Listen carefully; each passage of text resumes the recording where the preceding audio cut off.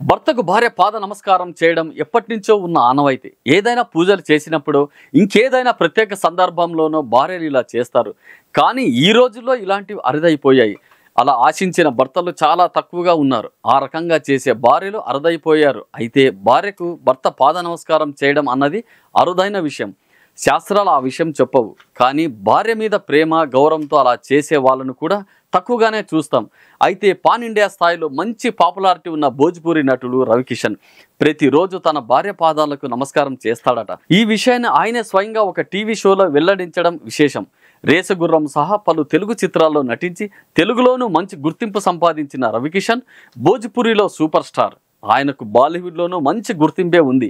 ఇటీవల కపిల్ శర్మ నిర్వహించే టీవీ షోలో పాల్గొన్న రవికిషన్ తన భార్యకు రోజు పాద నమస్కారం చేస్తానని వెల్లడించాడట.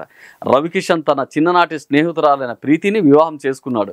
అయితే సినిమాలో గుర్తింపు తెచ్చుకోవడానికి ముందే తనకు పెళ్లి జరిగిందని, తనకు ఏమీ లేని రోజుల్లో ప్రీతి తన వెంట నిలిచిందని రవికిషన్ వెల్లడించాడు.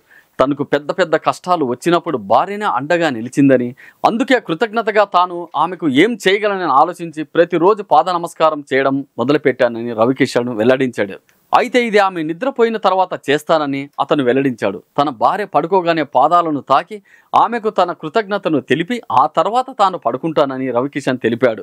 అతని మాట చెప్పగానే ఆడిటోరియంలో చప్పట్లతో మారిమోగిపోయింది. భార్య మీద ఇంత గౌరవ భావం ఉండడం ఒక ఎత్తు అయితే, దాన్ని బహిరంగంగా అందరి ముందు చెప్పడం మరో ఎత్తు. సామాజిక మాధ్యమాల్లో కూడా ఆయనపై ప్రశంసలు కురిపిస్తున్నాయి.